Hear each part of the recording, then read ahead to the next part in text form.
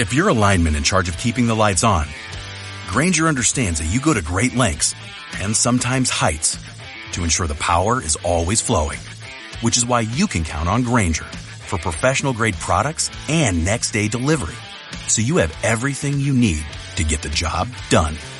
Call 1-800-GRAINGER, click Grainger.com, or just stop by. Grainger, for the ones who get it done. Ready to make a real impact every day? Join the Active Day Home Care team and help clients maintain their independence in the comfort of their own homes. Make a difference in someone's life as you provide essential daily assistance and protect their health and happiness. Earn up to $20 an hour and enjoy additional perks like optional daily pay, 401k, paid time off, ongoing educational training, and more. Join a team that values care, compassion, and your professional growth. Visit ActiveDay.com to apply.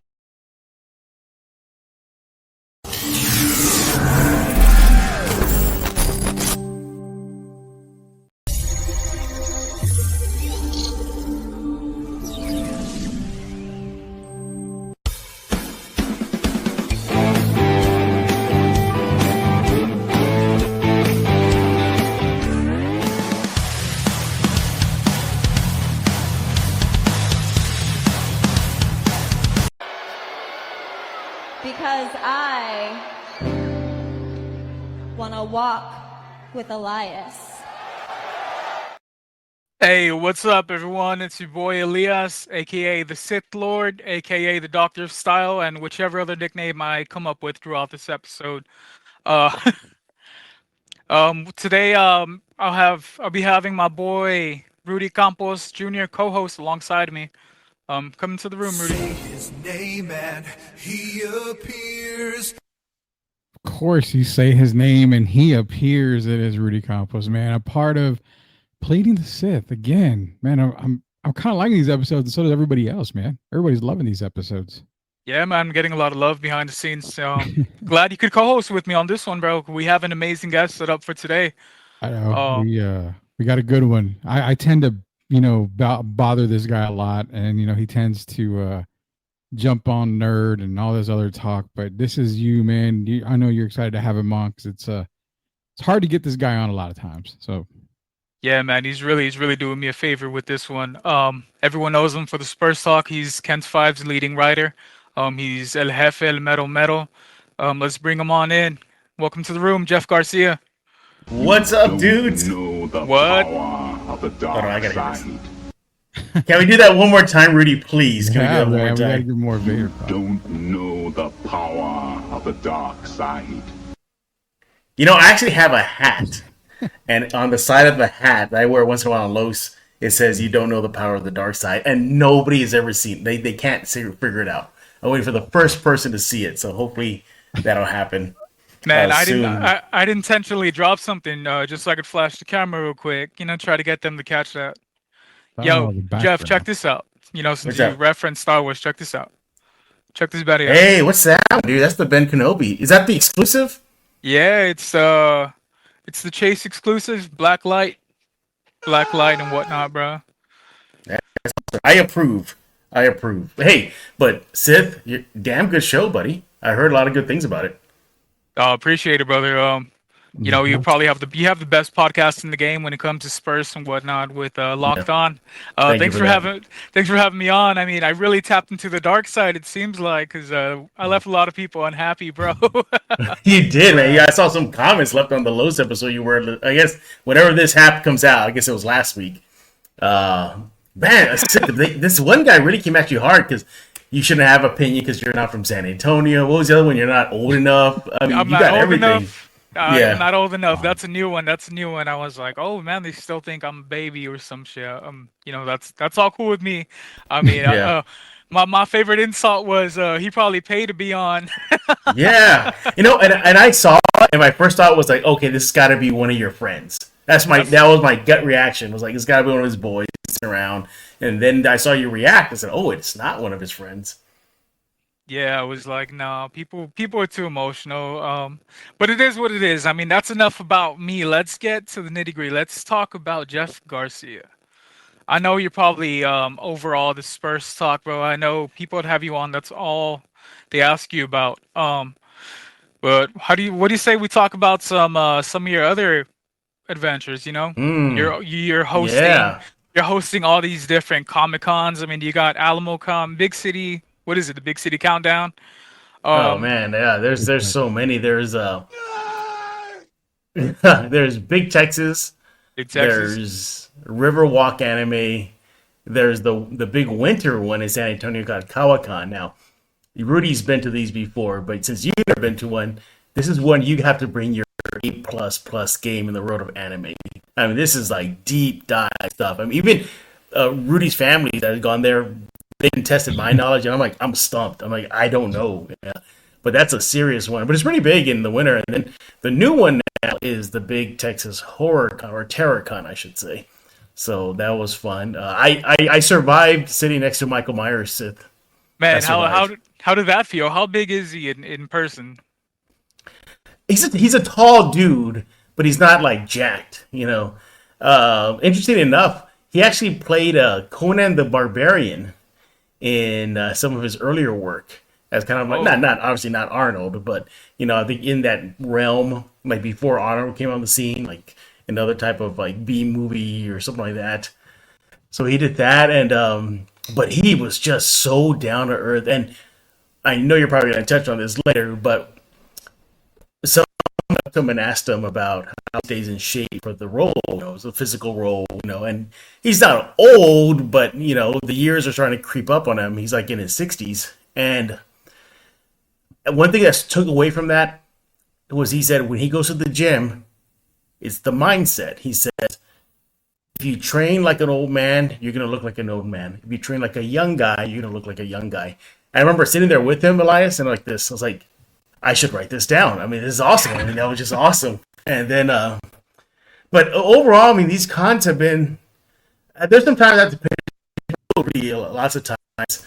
I do a con, and then like when I get back, it's like you go back to reality. It's such a weird shift because you're yeah. sitting with Michael The Myers, you're sitting with Juliette Lewis, you're sitting with the entire freaking cast of Cobra Kai, and then the OG movie actors, and then you go back to work on Monday. And it's like such a high. It's hard to like get out of Yeah, that. the come down is what they call it, right? The come down, Hmm. Yeah, the cooling off period. I can imagine. I imagine sitting next to them probably gives you like an adrenaline rush, especially if it's someone not that you idolize per se, but that you admire. You mentioned yeah, Cobra Kai. yeah. The one there are. I try not to fanboy out, but there was one I just told the guest. I said I'm fanboy right now, and that was Machete. That was Danny Trejo. Danny Trejo. Yeah, I told him right when he sat down with me. I said, everybody's looking at me on the stage, and I look at him. I grab my microphone, and I just tell him, I go, look, I'm gonna be honest with you now. I'm fanboying out right now, and he starts laughing. And then I looked at the crowd, and I told the crowd, hey, don't tell the organizers of the event because I'm not supposed to do this, And then I look back at him. I go, I can't help it. So he's seeing me like kind of be like, oh my god, it's freaking you, man. It's Dust Till Dawn. It's Predator, all that stuff, and the voice. Remember, he was a voice actor for King of the Hill. I think he played Enrique. And remember, Yeah, he was a voice actor for Bane, and then he was in the Book of Boba Fett. So I'm telling him, I was like, oh my god, you're in the Book of Boba Fett, and you're in Predator, and this and that. And then he kind of calms me down. He puts his hand on my hand because I'm gonna say, and he goes, it's okay, it's okay. He goes, let's just have some fun. And I'm just staring at my hand like this, like, oh my god, he's touching you're me. like So Machete touched me. yeah, that one I fanboyed out. The second one I should say maybe the one that I fanboyed out most was actually meeting Ralph Macchio and Rudy, help me out. What's the other guy's name? Is it William Zabka? Zapka. Yeah, seeing those two guys, the original Johnny Lawrence and Daniel LaRusso. Daniel That was LaRusso. yeah, that one was weird because first of all, I grew up watching these guys, and then when they go and sit down, I wanted to sit with the OG cast, and they ended up taking the seats far at the end of the stage, and I'm sitting next to the younger generation, and next to me is Cholo, I can pronounce it, Cholo Maridueña. Yeah, So the he's Blue sitting Beetle. right next to me. Miguel, Yeah, right? Blue Beetle. So we're all sitting there, and I ran out of. There's no more seats. It was like I think Rudy, did you go to that one? You went to that one, right? Yeah, it was. Yeah. So Rudy got to witness what happened after that. So everybody gets introduced Sith, right? And I'm still standing on the stage, and I look around and go, oh, there's nowhere for me to sit. So then Cholo looks at the crowd, looks at me, and he starts slapping his lap, and he tells everybody, you can just sit right here, sit on top of my lap. And I'm like, no, it's okay. I go, I'm a fan, but I ain't going to go that far, you know? Yeah, I'm not that big of a fan. Yeah. So eventually they just brought another chair. I think that's what they did, or they just squeezed in somehow, and then I sat down. And then kind of some other fun things, I never revealed before is seeing boy Ron Perlman taking a nap backstage, before he's all old. He took a nap right in front of everybody, snoring and everything. And then what was the other thing? During that panel with Ron Perlman, he was part of the Sons of Anarchy. Sons of Anarchy, thank you. Yeah. So I'm there talking with Jack and all the crew, they're all there with me, and then Ron Perlman sitting next to me. Well, as the host, I usually tend to do little giveaways at the end of the panel. It's from me to the fans for coming out. So I had it next to me, and it was like a Dragon Ball Z thing, right?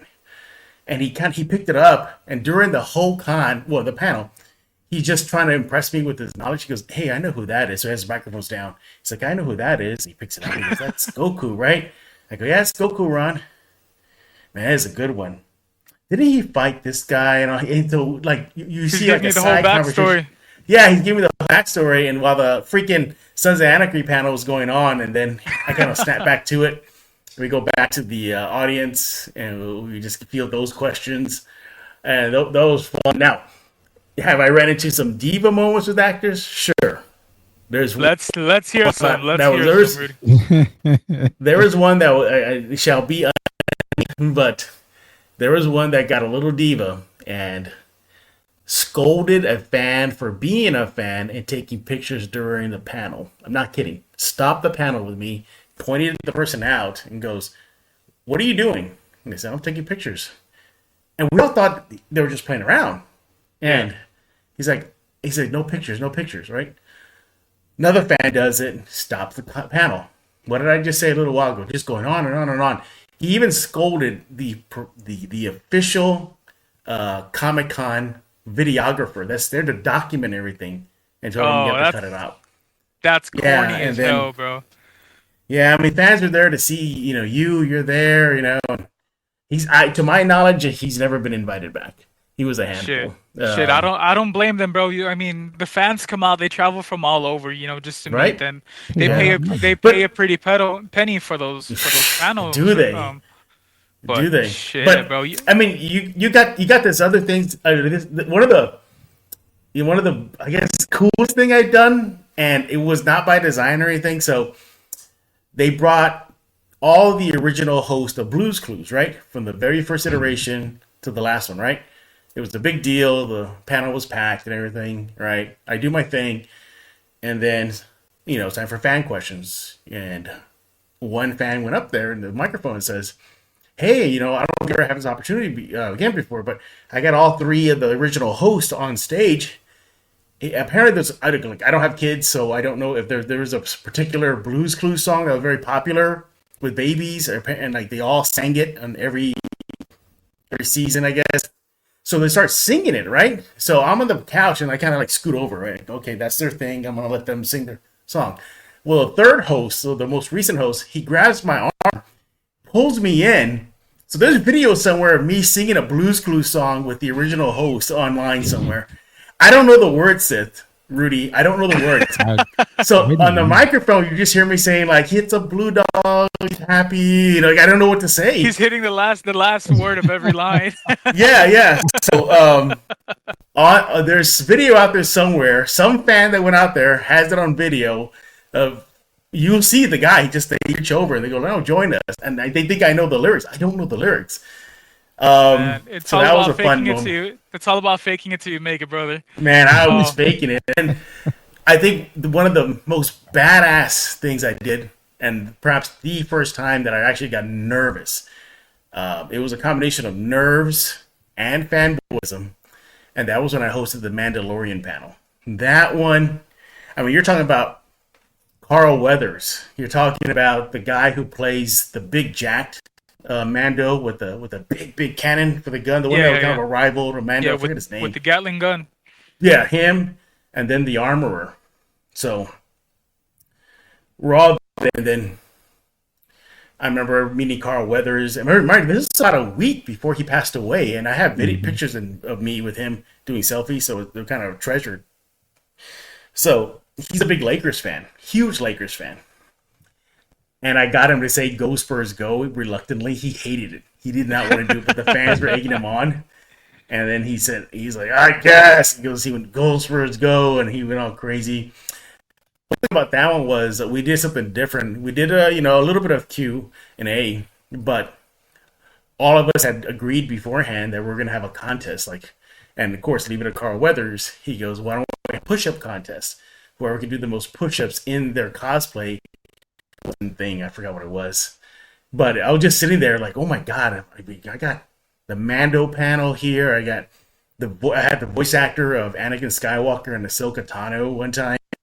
I was able to get the voice actors for Goku and Vegeta to do an impromptu skit of how and Goku would argue over the last Antonio breakfast taco, and they went back just on the spot. They just turned it on, and Goku obviously always hungry. He's trying to get it. Obviously, Vegeta's getting competitive. So in the back and forth, arguing over the last San Antonio breakfast taco, bickering. Vegeta stops it, and mind you, these guys are in their voice, so it feels like I'm sitting next to Vegeta and Goku in real life, and the taco's gone, and then Vegeta realizes that Tien stole it. So, no, the Yamcha stole it. The Yamcha stole it during their bickering. Yes. So that was fun. That's just the tip of the iceberg.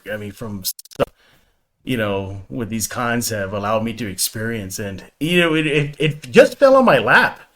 It really how it all started. It just fell on my lap. There's no secret. I think all of San Antonio knows that I'm a big nerd. I don't hide it. I'm very open about it, and I love it. So, for those that don't follow me on X, Monday through Friday, I start off the day with some sort of cool, nerdy video, whether it's, Anakin and Lord Maul fighting or whatever, or something like that, from Superman, whatever. If it's nerdy and it's cool and it's fun, then you go up there. Ready to make a real impact every day? Join the Active Day Home Care team and help clients maintain their independence in the comfort of their own homes. Make a difference in someone's life as you provide essential daily assistance and protect their health and happiness. Earn up to $20 an hour and enjoy additional perks like optional daily pay, 401k, paid time off, ongoing educational training, and more. Join a team that values care, compassion, and your professional growth. Visit ActiveDay.com to apply. So I was doing that for a long time, and then one con eventually just said, "Hey, wait a minute." He goes, "You're okay." They were like, "You're okay just being a nerd like that, geeking out every day?" I went, "Yeah." They go, we got a part for you." And then that's how it all started. And I've been doing this since, oh my God, I was still in New York City at the time. I would fly from New York to San Antonio to host these things. I think I'm going to guess 6-7 years now. And then one thing led to another, then another con reps were there. They're saying, "Hey, can you do ours?" Another one's there. "Hey, can you do ours?" And slowly, little by little, that's how I have. So I have 4 cons that I host throughout the year now. Now, there's some cons that are hard to get in, to be an MC. And I hear San Japan, I've tried with them, and it's like talking to a wall. They don't listen. They don't listen. I even went to their booth at San Japan, introduced myself, and I got a they're just like, "No, we're good." Man, I would have whipped out your portfolio, your photo ops and whatnot. This is what I do. How are you not going to have me on? This is what I do. Yeah, that's what I do. And then they were like, "No." Now, there are some cons that I have declined because they're not for kids. There's a couple of those. There's some risque cons that are very underground. Let's just say people are 95% naked throughout the entire con. And I know a couple of Susios that are ready to host that. If you want to give them I bet. Yeah, one's on. Hey, Hey, Seth, one's on right now. His name is Rudy Campos. He'll do that one. Oh, that was back in the day, man. Hey, But Rudy, that's the rated R sports star down there. He ain't afraid of nothing, right, Rudy?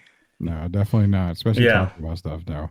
Man, No, but I'm gonna give you a quick thing on Jeff's announcing Sith. No, not a lot of people know this. I think the first con that Jeff was supposed to be doing in San Antonio, I literally got a phone call from Jeff saying, "I need your help. I may not make it to this con. oh, that's right. I So remember that. Yeah. I need you to be on standby to host all these panels." Now, keep in mind, I know zero That's right. about a lot of the anime stuff coming out.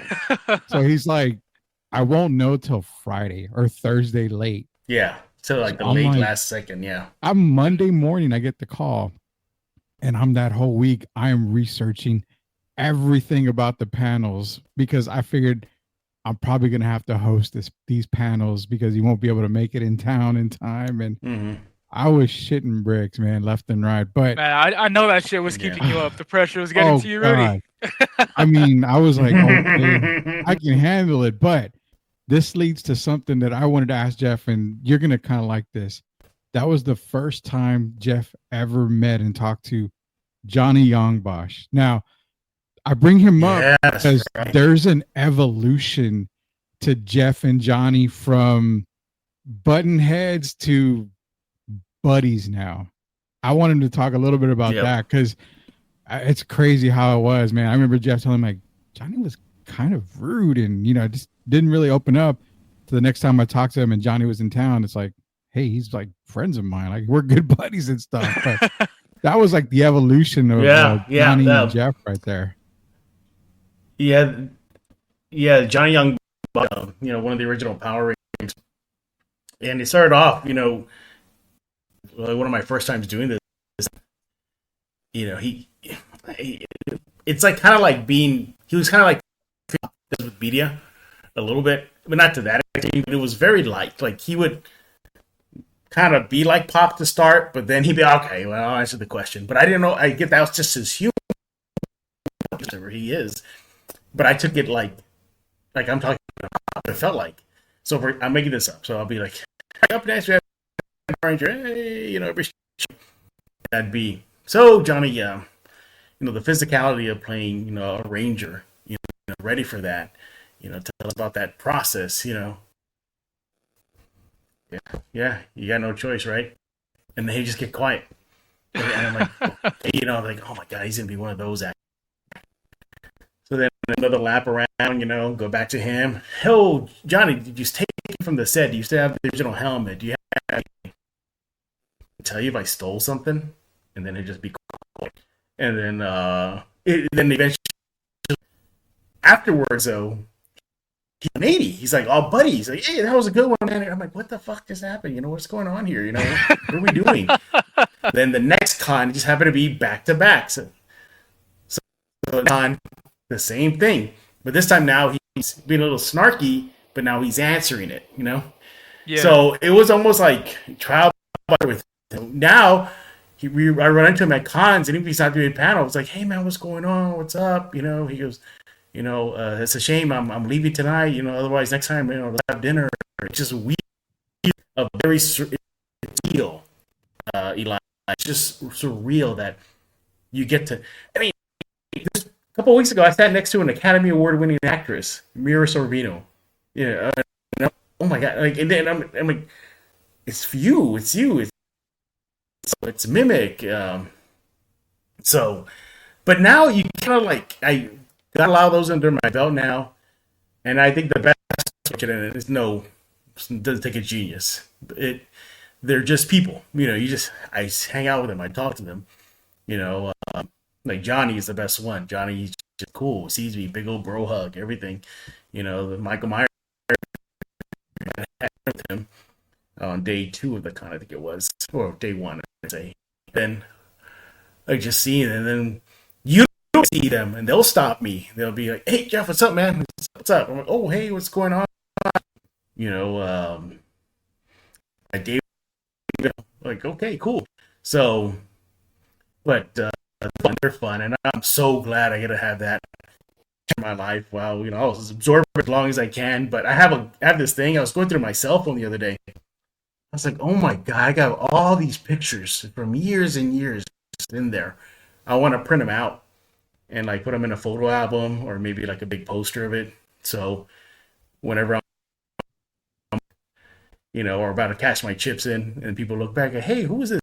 Well, look at this. Check this out. Look what he did. Go ahead and flex on everyone. Yeah, bro. 'Cause fun. that's like a nerd's dream to be able to host a con of any sorts. And I mean any sorts on this end, even those adult ones you're speaking of. But well, they don't have movie stars. They don't. It's just the very interesting cosplay contest they have a lot there. Oh, okay. I'm reading. I'm picking up what you're putting down, brother. But you mentioned a couple. Hey, can you hear me? I think you're breaking up a bit, bro. Rudy. Yeah, you able to hear? I lost him. Yeah. Okay. You want to write a note? Like, refresh on my end because on my end, you guys are like seriously delayed.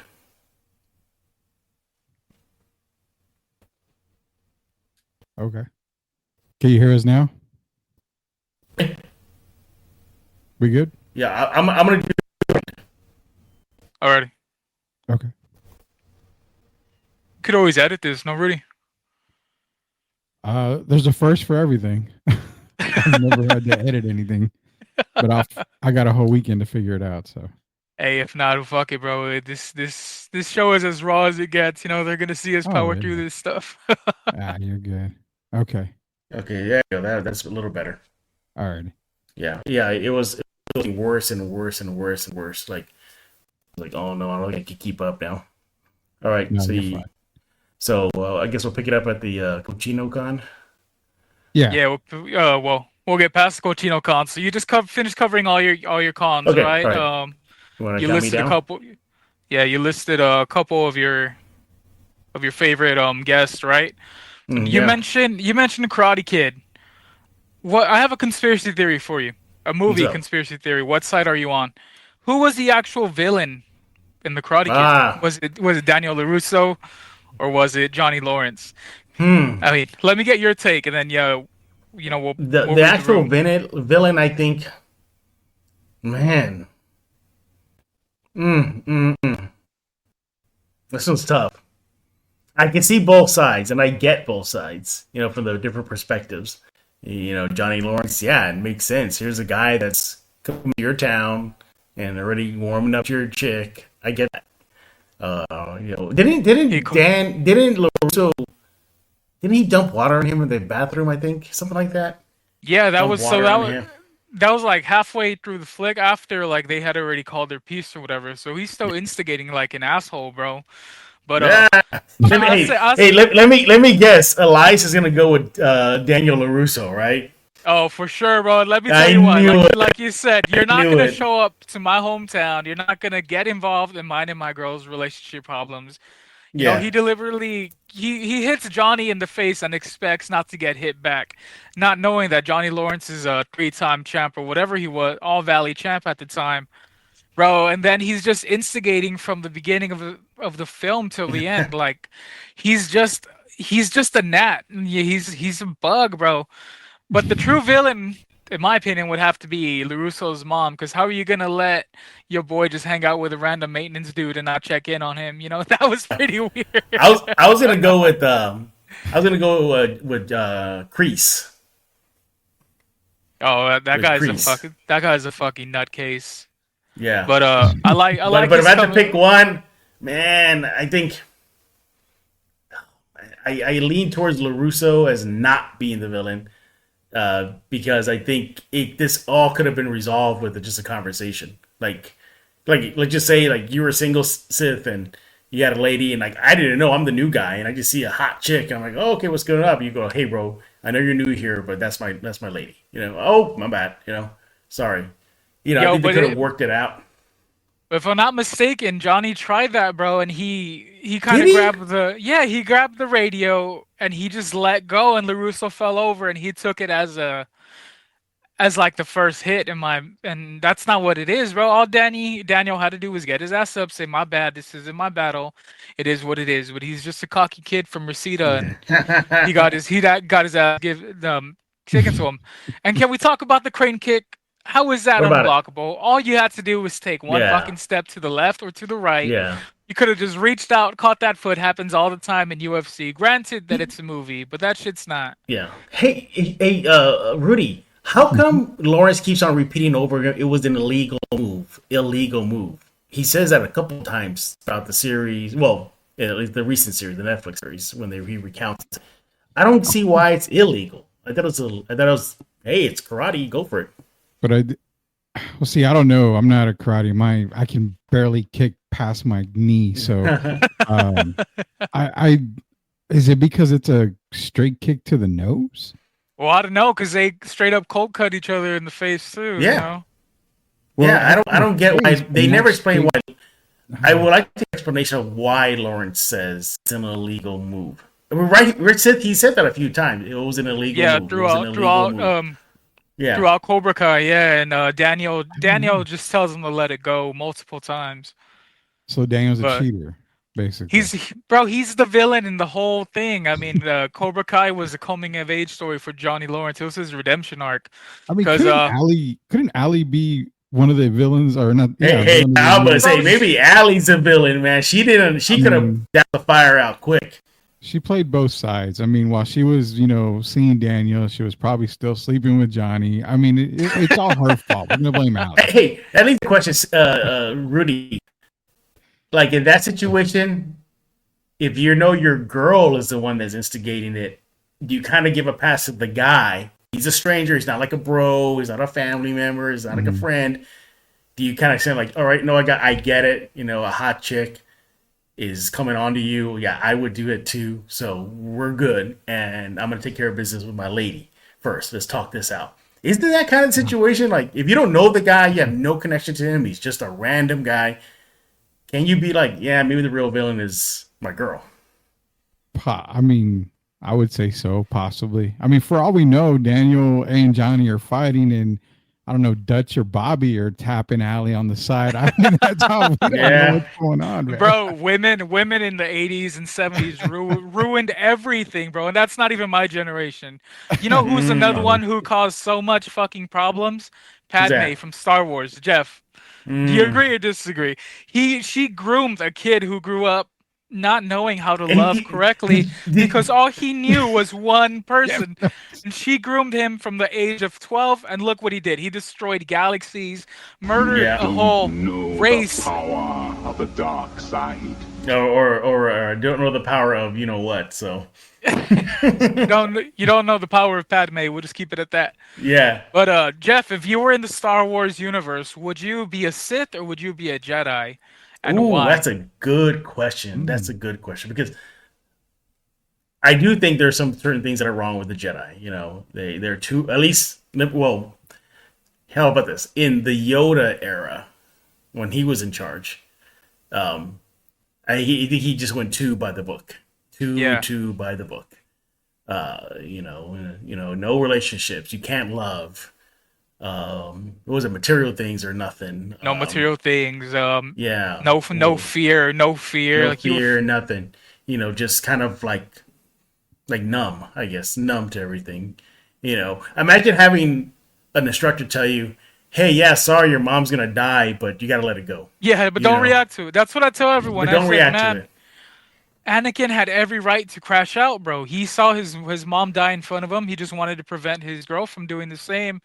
And here we are. Here's everyone telling him that, let it go. People are meant to die. And if I'm not mistaken, Yoda tells him, you need to learn to let it go. Yeah, If that person dies, it dies.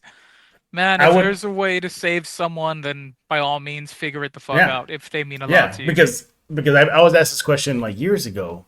They said, okay, what if you're Luke and you get the vision of all your boys and your sister, and your crew is about to get smoked, You yeah, he probably would do the same thing. Like, yeah, I got to cut this training session short. I got to go help him. You know, my sister's in trouble. You know, my boy's in trouble. Chewie's in trouble. You know, yeah, I got to go. So I get it, you know. But then I look at the Sith, and I'm like, all right, just calm it down a bit, guys. Just chill, you know. just relax here, you know. Like, you don't have to wild out so quickly. You don't have to, you know. I guess go back to guys strike first, strike hard. You know, you just chill. If I would pick the Old Republic Jedi's. I would be one of those because if you go back, they're still. I mean, really, I think they're still body armored and they're ready. They're ready to rock. You know, if needed. Yeah. Yeah, they're ready to rock. They were more of a military men back then. Yeah. Opposed to these whack ass philosophers and teachers and whatnot. The Old Republic, they were just kind of, you know, you want to play a game, fuck around, find out. I'm gonna whip out this lightsaber and whatever happens. Yeah, they knew how to, you know, and you know, and I think I would lean towards the Old Republic. There, one day we're gonna get a Knights of the Republic movie. One day. We got close though with Acolyte. We got. What did we see? We saw like the tail. We got one good episode. Yeah. About the tail end of their reign, right? That's where we're catching it, like right at the end of their reign. Yeah. So end of their reign. Rudy, so why were the Jedi Acolyte, like their sabers were like all fat? Did you notice that? They're like PVC pipes, just huge. They weren't like sleek down and everything. They were just very basic looking. It was just like a tube, and that was it. Yeah, I don't know. I mean, I guess like during the Acolyte, like I said, it was more military based, so they were more in uniform. If you saw even their outfits, their Jedi robes and all that were all similar, opposed to nowadays you had Obi-Wan Kenobi and rocking the opposite of whatever, Kit Fisto. I was gonna say Samuel L. Jackson, Mace Windu. I'm calling him by his actual name. Imagine Mace in the Old Republic Jedi crew. Man, Mace in the Old Republic crew. We'd probably get a little Samuel L. Jackson action there. He's like, bow down to the Jedi, motherfucker. Well, I love it. If you go back and watch Revenge of the Sith, he tells Anakin flat out, I think so. Basically, I don't trust you. Like this. Yeah. He told him flat out, I don't trust you. He's like, make me trust you. Make me trust you. Told him to his face, yeah, you're good, but you're not gonna be part of the crew. And I was like, dang, yeah, he wasn't playing, man. And they just didn't listen, did they, Rudy? They just didn't listen. No, they never did. They never do listen, man. That's the problem. So Rudy, Jeff has gotten on my case a couple of times because I told him I haven't seen that Transformers movie from when is it from Jeff? The animated one. 86? 86, yeah. Oh my God. He tried talking to me about it one time. I was like, bro, I don't know what the hell you're talking about, but go ahead and cook, Jeff, because that's all you. I bring it up because I have a question from our boy Mike Baez, Bear. Jeff, he asked if you could voice any Transformer, Autobot, or Decepticon, which vehicle or alien would you choose to voice? You know, if I could do Decepticons first, in cartoon voice, not movie voice, but the cartoon voice of the Galvatron voice, I felt it was off. It felt high pitchy and whiny. What Leonard Nimoy did in the movie was pretty good, but when they transitioned his character to the cartoon series, it was very just whiny, and I never liked the voice actor or the voice direction they went with Galvatron. So I would try to redo Galvatron, but make it similar to what Leonard Nimoy did. I get what they were trying to do because, and Rudy, I think you know this. OG Megatron, that boy was more of a general. He was more of a military guy. Yeah, Galvatron was more of a king and a royalty, you know. And look at his helmet. It was basically a crown. Megatron had a military helmet on. So I kind of would have loved to blend the two right there. But if I could go back and fix it, I think I'd fix the Galvatron voice. Just never in the cartoon. It just never really hit me. Now, for an Autobot, let's see. I'm gonna mess with Prime because that voice is iconic. You don't mess with It's that. iconic. It's like wanting to change Vader's voice, bro. You don't do that. You don't. You don't change Starscream's voice. You don't change Soundwave's voice. Are you okay with Shockwave, Rudy? I mean, is that still iconic? Is Shockwave's voice is iconic? So there's a few I was thinking about. Shockwave's one of them. I'm going to throw Ultra Magnus in there with Robert Stack in the movie. Yeah. And then as great of a person as Judd Nelson is, I think Rodimus, Ultra Magnus, and then Shockwave, they all sound off, but they all sound very unintimidating. So if I had to pick, characters, I would have probably redone all three of those. But yeah, Shockwave, who's supposed to be one of the most, iconic and, big bad Decepticon, he had a voice like a librarian. I'm like, what are you talking about, man? I mean, oh wait, I got it. I think if I can do it now, I appreciate what they wanted to do. I could redo it though. I would revoice Computron's voice because he was very like always in a fight. He would just think everything out. He'd be like, "Oh, I'm fighting Sith Elias, okay, and before I throw my first punches, the air is going the direction. If I apply this forward, he's getting his butt kicked the whole time." He goes, "Okay, if I use this amount of torque in my hand, during a fight, and then I put it here, and then he's getting cooked."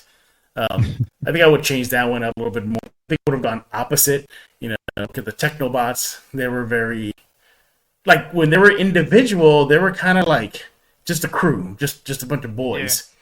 Yeah. But when they came together, they became like stiff robot, like the traditional, like, I am going to overthink everything. So I would love to have kept that vibe with Computron, just because Computron, smart, just to keep it, and I think that would have been good. By the way, Rudy, did you know this? Judd Nelson replayed the voice of Hot Rod in the cartoon series. Yeah, I do remember that. Yeah. Well, not like years after Generation 1 was over, when they kind of did revivals. Judd Nelson came back for Hot Rod, I think. Yeah. I don't know about Rodimus, but he did come back for Hot Rod. But, and then again, you look back at you look at Transformers 1, and I get this questions a lot, like, "Oh, you think Transformer 1 is good?" I think it's great. It's real good, but it's just 86. There was something special about 86. 86, we were taught death. We were taught war. We were taught, cartoons don't end with everybody happy at the, every episode. Yeah. This was more like, hey, welcome to check the this real world type shit. Yeah.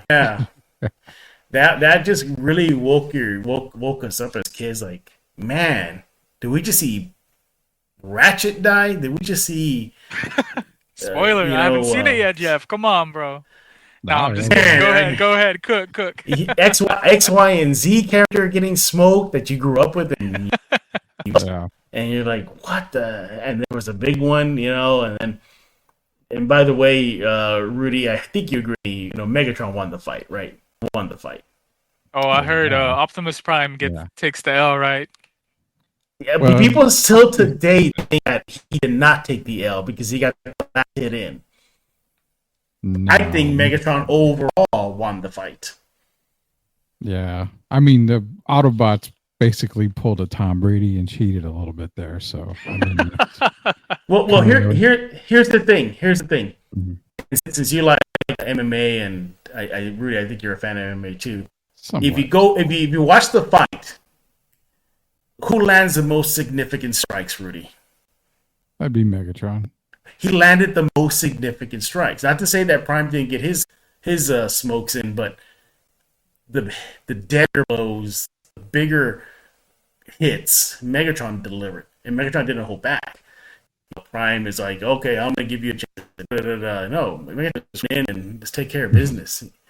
But man, again, that if you, I can't wait till you see the fight. You can make a decision. Who won? Who really won? I'll be hitting you up with my opinion, though. I'll check out the fight itself. You can just go on YouTube. You just watch I was gonna say just watch the fight and you're good, and then you'll be able to figure it out from there. And so, So Jeff, let's hit a speed run, bro. I have a couple of nerd Okay. this or that, similar to your new segment on Buy or Lowe's. sell. Yeah, buy Similar or to buy or sell. sell. All right, so we're gonna give you two options, and that's it. Just gonna give us a quick explanation on why. All right. So, Back to the Future or The Karate Kid? What's the better trilogy? Right. What's the better trilogy? Man, I'm gonna go Karate Kid. And Karate why? Kid? Why? Yeah, Karate. And why? Because it seems it lasted longer. The longevity of it lasted than back. All right, Rocky 3 or Rocky 4? Clubber Lang or Drago? Rocky 3. Go back and watch that. That's a lot of heavy stuff. You got the death of your mentor. You got him falling. You got Mr. T. You got Mr. Yeah, you got Mr. T. I mean, enough said. But Rudy, if I remember correctly, with 3 with Clubber, that was they're trying to make Rocky more like he's full of himself. Was that what it was, or he got soft? No, he was fooling him. He got too comfortable. Way too comfortable. They were cherry picking his fights after the Apollo. Once he got the title, they were just trying to keep his belt on him, basically. Which to me, it's more realistic than a fucking Soviet creating a superhuman coming and killing Apollo. You know. Yeah. I don't think Apollo should have saved. By the way, did you know that in all boxing movies, the Drago Rocky fight is considered the best boxing movie ever made? Really? At least by fan votes. Wow. And to me, I think it's the most overhyped movie in the whole franchise. Rocky 3 is always going to be it for me. Yeah, I'm going with Clubber. Rocky 3. Just it had more emotional weight to it, and I think my regret is that I think the fight should have lasted a little longer. Hey, here's one for you. Here's one for you. Just I know you got to go back to your list here, but I got one for you. Just go around the rock here. Prime Clubber versus Adonis Creed. Who wins? Is Adonis in his prime? You got to break it down to me. Which Adonis are we getting? Are we getting Adonis from Creed 2 or 3 or 3? We're getting 3. That's the most recent. And you got Clubber in his prime. Shit, that's a hard one, bro. That's a tough one, right? Yeah. Do you think Adonis could you think Adonis could survive a haymaker from Clubber? No. That's the thing. I don't think he can. No, but his cardio work in part 3 was just out of this world. Adonis's, I mean. Yeah, but if Lang drops 1, that might be lights out. Or he did a couple, and then I don't know if Adonis can recover. I mean, wasn't his ribs like all glass pretty much? I mean, because I forgot who hit him with the rib shot. Baby Drago went ahead and took him out, busted his kidneys up and whatnot. And he had the nerve to blame Rocky, like Rocky was the one in there not playing I know, defense, right? You know? That's what we hear a lot of nowadays, coaches being blamed for the shit that their players or boxers don't do, you know? Yeah, I'm going with the because of the cardio factor. That's what I was going to say. Give him a slight edge. Because that's the only reason. That's the only reason why Clubber lost, bro. He doesn't have that cardio. I'll say this. I was always a big Clubber Lang fan, so I would probably stick with Clubber because that one hit. But gotta ask this thing, man. One hit. Well, when Clubber fought Rocky, was that really Clubber's prime? I mean, he was. We don't know what his right? prime was. Wasn't that when he was peaking? Yeah. So I don't know. I mean, Clubber is a different type of boxer. I mean, he's a street dude, bro. That's just pure strength. Kind of what. But that's the thing too. Do you think Adonis could handle a street fighter? I don't think so. He's too soft. He was too sheltered. I mean, a lot of people are gonna say, "Oh, well, he was raised at a detention home and all this stuff." Man, he still comes from the Creed family. He still had those checks in his back pocket. he was still sheltered, bro. I don't want to hear anything because even between him and Jonathan Major's character, he wasn't even Yeah. the better fighter between them two. But Mm-mm. yeah, no. Clubber Lang, he gets the win, and at He gets that, to if win. he catches him early, he gets the win the same time he got it over Rocky. Round 3, Yeah. KO, I think easy. if Clubber were to land one on Adonis, Adonis goes back to the court. Like, oh my god, like I don't know, like yeah, I think the doubt will settle in on him. He's gonna And send his ass with his daddy. I know. By the way, Yeah. I do give was that Michael B. Jordan kudos, and you probably know this. If he choreographed a lot of the fights based off Dragon Ball Z. Yeah. Yeah, bro. Yeah, He's a big anime fan. He even what is it? His Killmonger attire was a reference to Vegeta, the Saiyan yeah, battle armor. man. Why Coldest can't we entry get rap. that in a movie? Why can't we get that in a movie? Say we get DB Evolution, but why can't we get that kind of look? I mean, I was like almost spot on battle armor saying though. I mean, it was really, really good. Just needed If what? I if I'm not mistaken, they got the Cat in the Hat treatment, Jeff. The live action film was so ass that Toriyama says, "Nah, well, we're not going to be doing that at least for the foreseeable future," because what's her name, Mrs. Seuss put the kibosh on any more live action flicks because Cat in the Hat was I just that horrible. I remember going to the movies when Evolution came out, hyped, and I remember walking out like, what just happened? Oh, I didn't stay What? for the whole thing. They got like 20 minutes out of me, and I was like, you know what, this shit's corny. I'm out. Ah, my God! But What sometimes, a sometimes corniness is good. Like my wife and I we just watched Nacho Libre. yeah. Oh, maybe maybe like 4 days ago, and I told my wife, "You actually find this shit funny?" She's like, "Well, yeah, it's so bad, it's good." And I was like, "All right." And she was naming like she's like, "We should watch Napoleon Dynamite next. See what you think about it." I've never Yeah. watched it, but Hey, I don't know, bro. speaking of Jonathan Majors, what was the name of the character in the of Don Creed movie? I forgot the name of it. His name, but anyway, my point. Highly recommend this movie. Highly recommend one of his movies recently, Magazine Dreams. You gotta see that movie. You have to Yeah, see that movie. That first of all, it is intense, and his acting is off the charts as that character. Magazine Dreams. I highly recommend everybody watching this fine show right now. Watch it. You're gonna be in the edge of your seat. You're gonna feel like afterwards. You're gonna be like, "What just happened?" Like it's like the director just doesn't let you breathe. It's like one thing after another, after another, after another, and then it just majors, man. The way he portrays and plays that role, the main character. Oh my God, it's like chef's kiss, man. It's a great movie. It's a shame it's not gonna get attention because of what he did. But if he didn't do what he did, I think he probably would have swept up a bunch of awards for his portrayal of the main character. It's a phenomenal movie. no, I believe you. He's a great actor, and it's a shame of what happened or what he was framed for. Yeah. I'm not siding either or. Though I don't want the show to get Mm-hmm. canceled. But what happened really shook up the whole MCU universe as well. We would have Mm. had Kang Dynasty. It was supposed to come out, if I'm not mistaken, May 4th, May 5th of this year. Mm-hmm. Now we have to wait on this Infinity Saga or whatever the hell it is bullshit. Yeah. The Doctor Doom stuff, bro, with Robert Downey Yeah. Jr. getting chosen when there was the likes of Cillian Murphy available to play.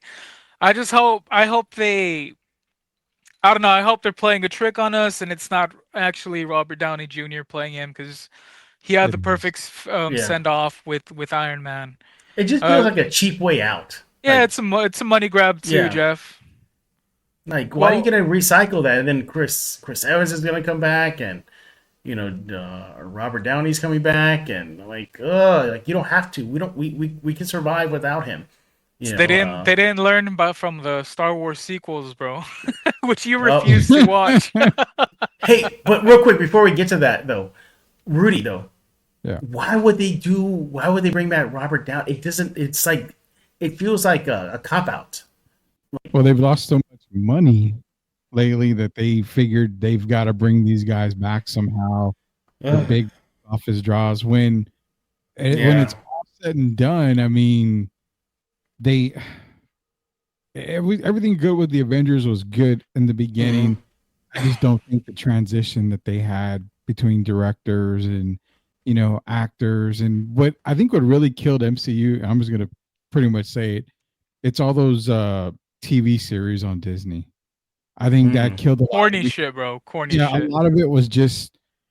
I mean, it's basically I was just reading a comic book and just that story arc in a comic book, and you could have done without it. I mean, if you want to run, I love the Moon Knight series.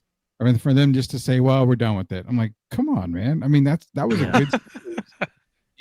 I would rather have that. The What If series was cool, but it's just season 1 was okay. Season 2 sucked.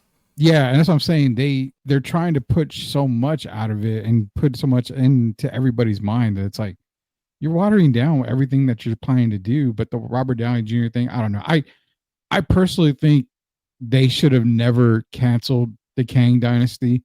They could have just gone a different way. Yeah, and just recast it. Yeah, I agree. I mean, it happens all the time. I mean, and that's why I'm like, why did you get away from that? Kang would have been the perfect transition into Doctor Doom, the absolute perfect transition. Now you're having to come up with, well, Robert Downey Jr. is going to play Doom. Well, how the hell is that going to happen? You know what? I don't even think they know yet, if we're being honest. Yeah, there are a lot more misses as far as the TV side of things. Like I never saw. Was that? I never saw it. Never saw that. Harkness, that series. Yeah. Never even seen a single second of that series. Echo was I guess, I thought she was just too corny. And it just felt like it just didn't feel like it's like a comedy show, But there's hits, like Daredevil Reborn. That's phenomenal. I thought The Punisher, at least season 1, was great. What else? So then there's those ones that don't get attention that I think need more attention, and Girl and Double Dinosaur.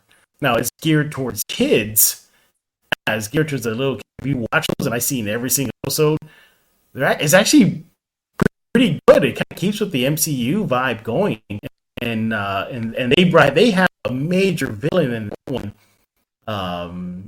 Rudy, help me out here. What's the one that controls the cops? Hang on, I'm looking up real fast. And they gave that series a major villain. Hang on, let me figure. Moon Girl, Double Dinosaur.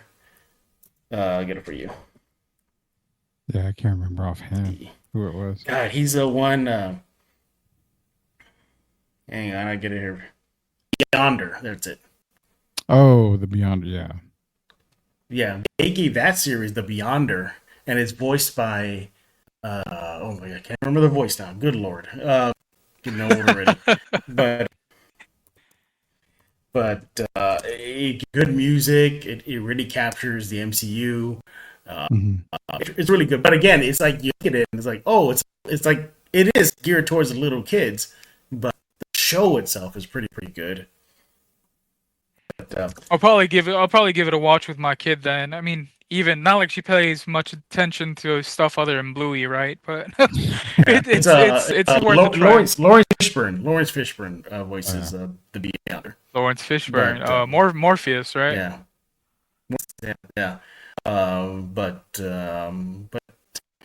I hope it gets back on track because I miss the hype. We remember how we'd all be hyped up, when the trailer came out, and get your tickets, and this showing is so. I'd even go as far as to like log off social media just for that week, the week of the premiere. I'm like, y'all can't ruin this for me. Now it's kind of like they give away the big plot point or whatever in the movie. I'm kind of like, I probably wasn't going to see this shit anyway. Another Marvel movie I haven't seen, Captain America with the Red Hulk one. I haven't seen that one.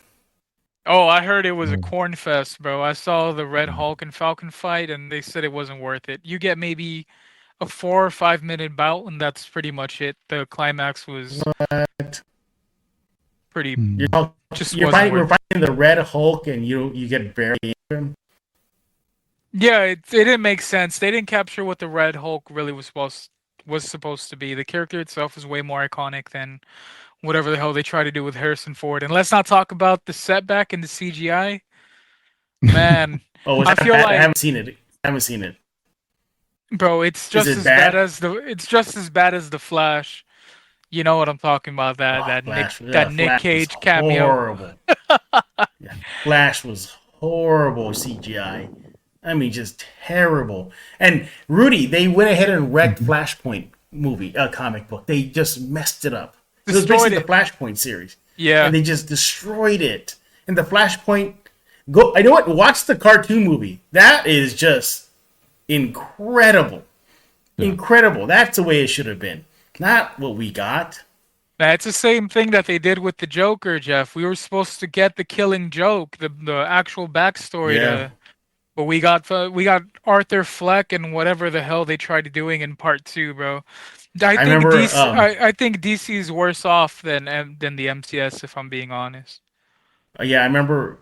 I got Possible. tickets to the Yes. San Antonio.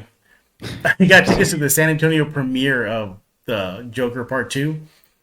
And I'm real excited. We're going. We're going to go. You know, yay, you're going to have fun. And I remember just afterwards, everybody was quiet. Like, and they had people like from the studio outside of the theater after it was over, polling people. What do you think? And I just remember hearing people like, yeah, it was not what we expected. They could have gone this way. They had a little tablet, and you would like do like a 1 through 5 ranking. I remember Kind of like I a put survey. yeah, a quick I put survey. a 1. I did 1. I said it was horrible. It was horrible. Man, Tim Dillon, who was in that flick playing a security guard, said this is the worst fucking movie I've ever acted in. And I've only been in 3 flicks, so that's telling you a lot, bro. As a rowdy. Well, you know, we don't want to keep it too long, Jeff. So let's just finish this list real quick. Yeah, So go ahead. since we're on that boat, what do you prefer, Marvel or DC? Ooh, When it comes Marvel. to characters, when it comes to Marvel. what? Marvel. Why? I think they're a little bit more complex. A little bit more complex. A little bit more complex. DC, although now they're trending towards a little bit more complexity as well. But initially, if you go back at the OG run, and you had Iron Man dealing with alcoholism, and you had other characters going through it. I mean, who was the other one? It was Peter Parker, and then his teenage years growing up, getting rejected by women. The deaths in the family and whatnot. Death Yeah. in the family or thing. Now, not to say that DC has good characters. Of course, they got a couple of the great ones. They got the trilogy: Wonder Woman, Batman, and Superman. Yeah, growing up, you read the comics, you're like, man, they felt like you're more real life in the MCU than you were in DC. And in DC, you were dealing with Superman versus an interdimensional creature named Mxyzptlk. And in Marvel, you had the relatability just wasn't there. wasn't there, but they're still good. I'm probably going to be like that meme where that character has his arm like this right now, and all the swords are pointing at him because they have a hot take and nobody agrees them. But I think Zack Snyder gets the end of the raw end of the deal. I think he's put together some pretty good DC movies. Man, that Snyder cut. To this day, I don't get why people bash Man of Steel. I don't get it. It's a great Superman movie. It's phenomenal. Man, you know how it is, Jeff. Everything gets judged just because it's cool, bro. You know, a lot of people probably have it recorded in their DVR or in their DVD case I've told Rudy this. That has the best ending of any Superman movie. Yes, even above Christopher Reeve looking at the camera as he flies away. That has the perfect ending to a Superman movie. Go rewatch just that last few minutes where he's on the bike going to work and how it ends. That's perfection the way it ended. Yeah, I'm probably gonna need to do a rewatch, bro. I'm trying to. Rudy too. Rudy's with me. He's like, shit. I don't remember what happens. Go back and watch how it ends. And just the dialogue, what they say, It feels like you're gonna be like, oh, I can't wait till next week where I pick up my comic book. You know, that's what it makes you feel like. I think is the perfect ending to a Superman movie. You cannot get better than that, and everything that dialogue implies, and it implies a lot what's about to happen to his life. So I have one last question to ask you, and you know my take on this. If Heath Ledger hadn't passed, Oh, I know it what is. would his Joker be as iconic as people make it out to seem? Because honestly, I think it could be better. I think it's overhyped just because it passed. Rudy, you got like a boo button on there or something? I've got a lot. I've got the. No, I can disagree with you 100%. You know, I think Ledger, what he did with the Joker was just like eye-opening. Just eye-opening. He had Jack Nicholson, who yes, stayed to the jokey side of it, but he was more. Would you say like a mob boss? Is that what I got from it? So Jack Nicholson was early comic book accurate Joker, like what we would get from Cesar Romero back in the Adam West days. But what Heath Ledger did to the Joker was he brought out what everybody wanted to see, like how the Joker was portrayed in everybody's mind. You know, don't care, anarchy, still with the joke here and there by, the pencil trick and all this other stuff. But what Heath Ledger did was say, okay, I'm going to make the Joker what everybody else expects him to be. And I'm going to be real. Yeah. I don't know if you'll ever get a perfect Joker more than Heath Ledger's. I had high hopes for Joaquin, and obviously, that got close, but it didn't pan out. But as far as Ledger's concerned, yeah, for me, it's him. It's Mark Hamill. I think those are the two that are top of the list, and and Mark Hamill too. I mean, if you watch interviews about him and what he wanted to do with Joker, he wanted to bring out that demonic side, that gritty evil side, as much as he can push it for a kids cartoon, even though it wasn't. Go back and watch the Batman '90s run. I don't think there was some kids theme in those. So him and Hamill, man, they're just iconic. I mean, go look at Hamill's portrayal of the Joker in the Batman Beyond Mask movie. Of the Phantasm. Oh, the Mask of the Phantasm. That one too, but Mask of the Phantasm, he did a damn good job. And the way his last scenes with so and so, I'm gonna give it away. I mean, people should know already what happens, right, Rudy? Yeah, you should know by now what happens in Mask of the Phantasm. Yeah. Jeff, the chills I got, bro, when they have the picture of Jack and he gets the crayon and draws a smile and you hear that iconic laugh. Bro, probably one of the best scenes of all time in any comic movie, bro. Yeah.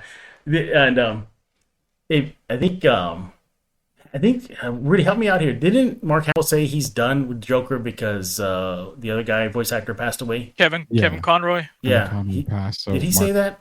I believe he's done with it. He's not going to do any more Joker. Hey, by the way, just we're talking about Mark Hamill. So, and real quick, he voiced the Chucky doll in the most recent Revival movie. Yeah.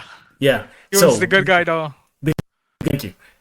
So when I did a Child's Play panel recently at the HorrorCon, and I brought up about Mark Hamill doing the voice and doing the revival to the original actors of Andy and Kyle. So Andy, obviously, throughout the entire series, and Kyle was the babysitter in Child's Play 2. Yeah. And they didn't ask. They just looked at me like, how dare you ask that? And I just remember like, okay, moving on. Saying that they looked like they were pissed off that, not at me, just more like a revival was made and that a different voice actor took over. And I think at the time the original voice actor was still around, so I think he died. So no, Brad Dourif is still alive and kicking. He's still alive and kicking. Okay. Yeah, well, he voiced Chucky in the TV series, in the TV series as well. Him and his daughter, who she got that laugh down to a T, bro. So let me put, if you're running to the original movie cast of Child's Play, don't bring up anything about the revival. Don't bring up Mark Hamill, please. Don't bring up Mark Hamill. Don't bring up what the reboot. Nothing. They're not too happy with it. But for some reason, don't even mention Luke Skywalker. Or they're gonna come for your ass. Yeah. No, and I did. I mentioned Mark Hamill, and I just remember sitting in the chair with them. They're looking at me like this fury just in their eye. I'm like, okay, I'm not gonna mention it anymore. I thought it was a fair question. Child's Play. It's part of the franchise. Yeah, I mean, still the same character, but all right. Still, yeah. But as far as Joker is concerned, no, I totally disagree with you. Ledger, what he did was just phenomenal. You can watch that whole movie and still be, just left with your mouth open after his performance. I mean, from him barging into the party to the interrogation scene to always thinking 5-10 steps ahead. From what did he do, Rudy? Did he put ropes in the skyscrapers to stop the helicopters? I mean, little things like that. Yeah. Just so awesome. And then, again, his final line. What was his final line? He tells Batman, "I think we're meant to do this for years and forever." Yeah. And he goes off and he basically tells them, "Without you, there's no me, or without me, there's no you either." Iconic. Just as iconic as having the great Jeff Garcia here on Plead the Sith. Bro, I loved having you on here. Glad we were able to move on from the Spurs stuff and just thank you for that. I appreciate that. Yeah, it's a breath of fresh air being able to nerd out. Because usually, hey, can you come in and talk about the draft or Popovich retiring? No, I told Rudy, let's leave the controversy and the Spurs talk to the side. Let's let Jeff nerd out for once. I know. Hey, you want to hear some controversy, Rudy? Oh God, what is it? Sith didn't believe that I worked out. Oh golly, dude. No, I didn't believe he was as big as he is. I was like, oh, okay, he probably works out like the rest of us. But we saw him at HorrorCon, and it was like Bane sitting next to Michael Myers. So I was like, all right, I see you, bro. I see you. Yeah, but, Jeff's definitely working out left and right. Yeah, Rudy's the only person in San Antonio, at least among friends, to see me during a workout. Nobody else has ever seen it. Yeah. Yeah. I had a couple passes for Rudy for a con, and he had to pick them up. And I said, well, I'm at the gym. That's where you're going to get them. And then he drove up, and I came out, and I was like, damn it. And I remember going back inside the gym, being like, shit, I don't like letting people see when I'm at work, but Rudy got to see. Yeah. It's like, imagine Jeff, it's like the little thin waist, and the muscles are like out to here, massive US carriers. He's built like 2000s Triple H, Rudy. You know the reference. Yeah. You know what physique I always admired in WWE, and it's a tie, but I'm trying to lean towards Batista, like peak Batista. He was a tank. Yeah, that is something I owe. And then the close second, well, maybe it's like 1B. Is the Ultimate Warrior is better than peak Batista? Like, who was more in shape? Do you think Ultimate Warrior? It had to be Ultimate Warrior, but it was more because of their height, I would say. Yeah, his muscles just suited his body more than what Batista did. Batista looked like I don't understand. What do you mean by because of the height? Like, I don't get that. Well, his muscles, I guess, they just fit his body better. I don't know how to explain it, really. Batista looked kind of... How could you say it, Rudy? He didn't look... No, Batista was jacked. He was jacked as, what? But you could tell he was more like chiseled. Like, yeah, he was more chiseled. Just muscle, like pound for pound muscle. He had the guns. He had everything. Batista had that chiseled look. Like, it was just muscle on muscle, but never that swole look is what, I remember Batista in his prime.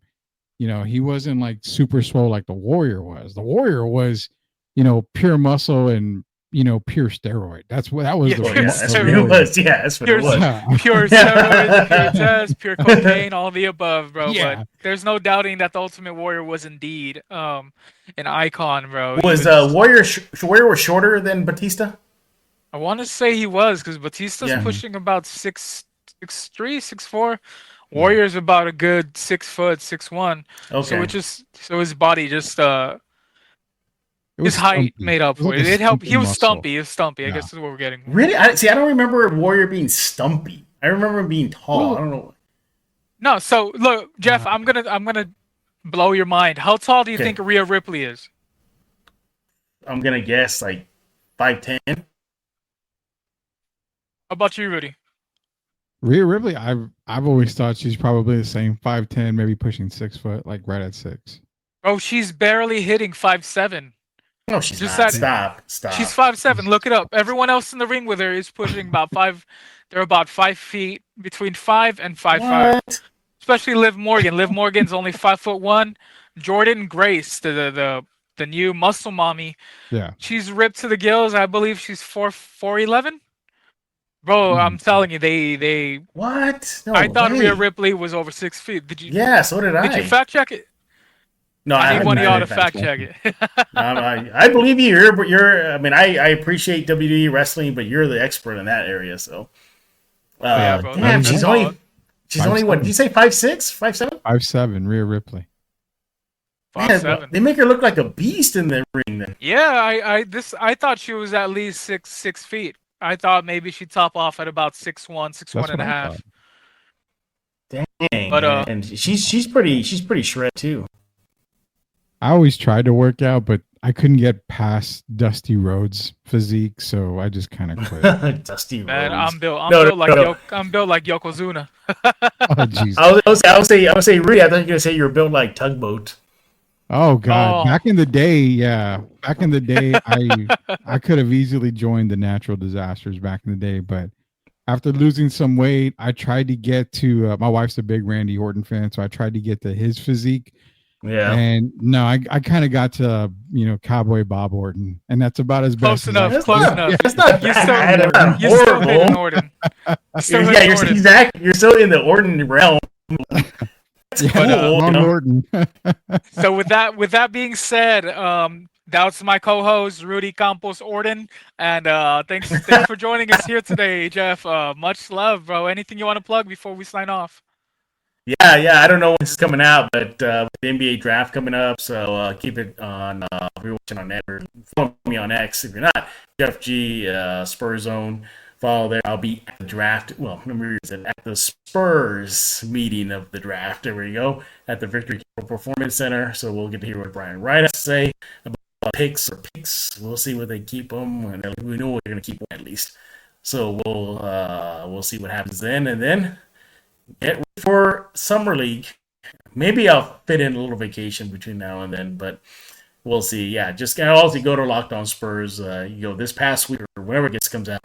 Elias was on representing the fan base. He had hot takes. He's getting cooked in the comments. Go read what they're saying to him. Rudy comes off on Spurs at least once or twice a week. So you'll probably catch him soon. So subscribe to Locked On Spurs. Alrighty, well, this is it, y'all. This is episode 3 of Plead the Sith. Thank you all for tuning in. Until next time.